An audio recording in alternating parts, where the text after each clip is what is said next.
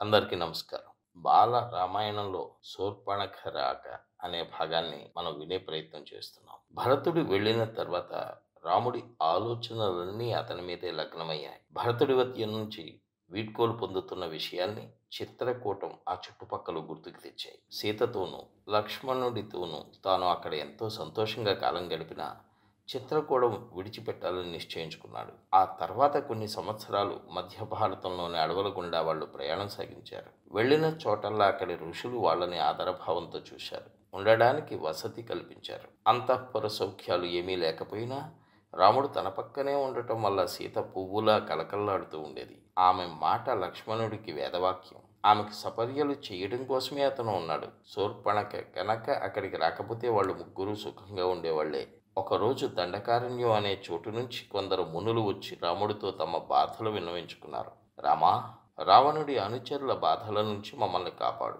వాళ్ళు దండకారణ్యంలో నివసిస్తున్నారు, మమ్మల్ని ముప్పు తిప్పలు పెడుతున్నారు అని. రాముడు విన్నాడు.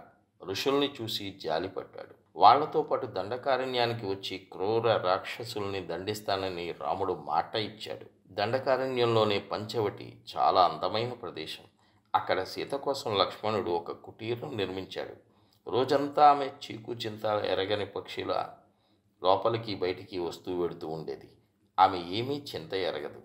రావణుడి తమ్ముడు చెల్లెలు శూర్పణఖ ఆ దగ్గరలో నివసించేవారు. ఒకరోజు శూర్పణఖ రాముడి కుటీరం వైపుగా వెళ్ళింది. అప్పుడు రాముడి అందాన్ని, దృఢమైన శరీరాన్ని చూసి అతన్ని ప్రేమించింది. అతన్ని పెళ్ళాడతానని చెప్పింది. ఇది రాక్షస స్త్రీలలో మామూలుగా కనిపించే సాహసం. రాముడు కోపంగా కాదన్నాడు. మరింత కోపంతో, ఈర్ష్యతో శూర్పణఖ సీత మీదికి దూకింది. అదృష్టవశాత్తు వెంటనే లక్ష్మణుడు శూర్పణఖ ముక్కు చెవులు కోసి ఆమెను అక్కడి నుంచి తరిమేశాడు. కసి తీర్చుకుంటానంటూ బాధతో, సిగ్గుతో ఆ రాక్షసి సోదరుడి వద్దకు పరిగెత్తింది. తర్వాత ఒక పెద్ద రాక్షస సైన్యం పంచవటిలోకి ప్రవేశించింది. రాముడు ఒక్కడే ధైర్యంగా, ప్రశాంతంగా ఆ సైన్యాన్ని ఎదుర్కొన్నాడు. లక్ష్మణుడేమో సీతకు రక్షణగా నిలబడ్డాడు. రాముడు ఆ సైన్యాన్ని ఓడించాడు. అది చూసి రాక్షసులు ఆశ్చర్యపోయారు. ఆ తర్వాత దండకారణ్యానికి రాక్షసుల పీడ వదిలిపోయింది. ఎక్కడ లేని భయంతో శూర్పణఖ లంకకు పరిగెత్తింది. అన్నయ్యా, అన్నయ్యా, సహాయం చెయ్యాలి అంటూ రావణుడి పాదాల మీద పాలింది. రాక్షస సైన్యాన్ని యావత్తూ రాముడు ఓడించిన విధాన్ని ఆమె రావణుడికి తెలియజేసింది. అతను నమ్మలేకపోయాడు. అంతేకాని యుద్ధం ఎలా, ఎందుకు మొదలైందో మాత్రం చెప్పలేదు. రావణుడి కోసం అందాల సీతను ఎలాగైనా తీసుకువచ్చేందుకు ఆమె ప్రయత్నించింది అనే భావాన్ని అతనికి కలగజేసింది.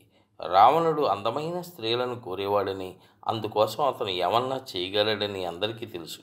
వికృతంగా ఉన్న శూర్పణఖ ముఖము, ఆమె బాధను చూసేసరికి రావణుడికి అంతులేని కోపం వచ్చింది. అన్నయ్య, నీకోసం నేను అవమానాలు భరించాను. నీకోసం దండకారణ్యంలోని రాక్షసులు మరణించారు అని ఆమె అబద్ధం చెప్పింది. పైగా ఇలా అంది, మేమంతా అందాల సీతను నీకోసం తేవాలని ప్రయత్నించాము. అందువల్ల విధేయులైన నీ అనుచరులు మరణించారు. కనుక నువ్వు కసి తీర్చుకోవాలి. రాముడు నీకు సాటిరాడు కనుక అన్నయ్య, అతన్ని చంపి ఆ చక్కని చుక్క సీతతో తిరిగిరా. రావణుడికి మెరుపులా ఒక ఆలోచన మెరిచింది. అందువల్ల తన చెల్లెలికి జరిగిన అవమానానికి కసి తీర్చుకున్నట్టవుతుంది. తనకు సీత దక్కిందవుతుంది. పంచవటికి ప్రయాణమయ్యాడు. దోవలో మారీచుని ఇంటి వద్ద ఆగాడు. అతని సహాయాన్ని కోరాడు. తాటక కొడుకే మారీచుడు. మారీచా, నీ ప్రభువుకి సేవ చేసే మంచి అవకాశం వచ్చింది అన్నాడు రావణుడు. ఈ దగ్గరలోనే రాముడు నివసిస్తున్న సంగతి నీకు తెలుసు. నేను సీతను ఆశించాను. ఇందుకు నువ్వు సహాయం చెయ్యాలి అన్నాడు. రాముడి పేరు వినగానే పాపం మారీచుడు వణికిపోయాడు. అతనికి తన తల్లి తాటక గుర్తుకు వచ్చింది. ఆమె చివరికి ఏమైందో అతనికి తెలుసు. మిథిలకు వెళ్ళేటప్పుడు రాముడు ఆ భయంకరమైన రాక్షసి తాటకను చంపేశాడు. తల్లి మరణించేటప్పుడు మారీచుడు ఆమె దగ్గరే ఉన్నాడు. కనుకనే అతను అలా వణికిపోయాడు.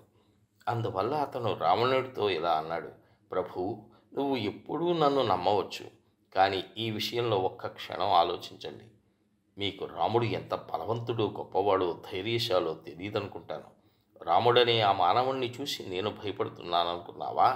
నాకు సీత కావాలి, సీత కావాలి అన్నాడు కోపంగా రావణుడు. రాముడంటే నాకు భయం వేస్తోంది. అతన్ని నేను ఎదుర్కోలేకపోతున్నాను అన్నాడు మారీచుడు. నువ్వేమీ అతన్ని ఎదుర్కోవద్దు.